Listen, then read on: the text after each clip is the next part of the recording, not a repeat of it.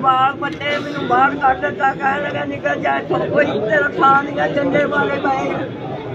भीख मांगते रहिए घर? हाँ जी। और उनके बेटे के खिलाफ पर्चा करें, एक पर्चा ये भी करें कि इनको तंग जो किया है, जो कि ये थाने जो गई है और जिसने इनको नहीं सुना उसको भी शुकास दे के सस्पेंड करके उसको सजा देते हैं। अच्छा जी, ये जी शरीफा बीबी। हाँ जी, मेरा डर कर सकती जरा कन्ना तो उत्ती सौदा है क्या कर ले हाँ जी, बच्चा है तो जी जगह ते कब्जा करी बैठा, समान हर शहर दे। कब से? हाँ जी, घर दा वा। कौन बच्चा है, मुंडा है, पुत्र मेरा कब्जा करी बैठा, जिंदे लाई बैठा, कब्जा करके बैठा। हाँ जी, धक्के मार के बाहर काट दिता है। मेरे बाल पट्टे मैनू बाहर कट दिता, कह लगा निकल जाए तो कोई तेरा था नहीं, झंडे वाले पाए। जिंदे मार के लोगों के बुआ ते रोटी खाती।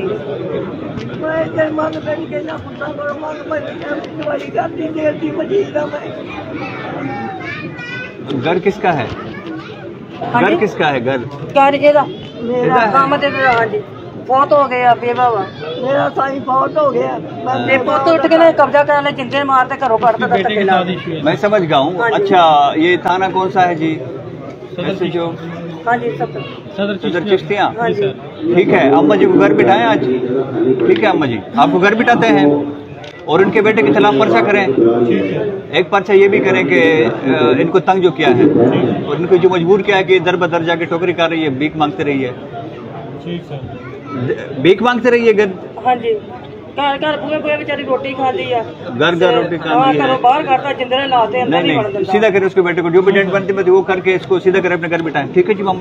मेरा कीता होया उठे थाने च गल ही नहीं सुनी उन्होंने, एक दिन आए आ मुड़ के। अच्छा, ये भी समझो कि ये थाने जो गई है और जिसने इनको नहीं सुना उसको भी शुकास दे के सस्पेंड करके उसको भी सजा देते हैं। इसके बेटे को भी सजा और जो थाने गई है जिसने इनको नहीं सुना उसको भी सजा। ठीक हो गया, आप जाएं, आपको शाम को हम घर बिठाएंगे, जाएं। जेड़ा काम वास्ते मैं आई सी वो मेरा काम हल हो गया। इन्हों का भला हो, इन्होंने सब कुछ कर दिता। मैं गई थी, बड़ा चंगा बंदा है, जेड़ा काम वास्ते मैं गई थी मेरा काम हल हो गया। तेरा की मामला थी तेरे पुत्रा नाल?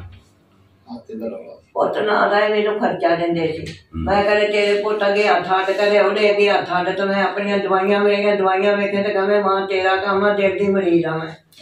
तो मैं मंग पिन के अपनी दवाइयां का वक्त सारदी सी। इन्हों ये पुत्रकार इन्हों याद नहीं आता भी सारी मां मंगन जाती है तो दवाइयां लेंदी है, दे नहीं सकते।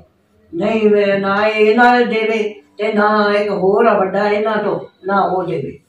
मसला होना हल हो गया, वो इन्होंने हल कर दिया है।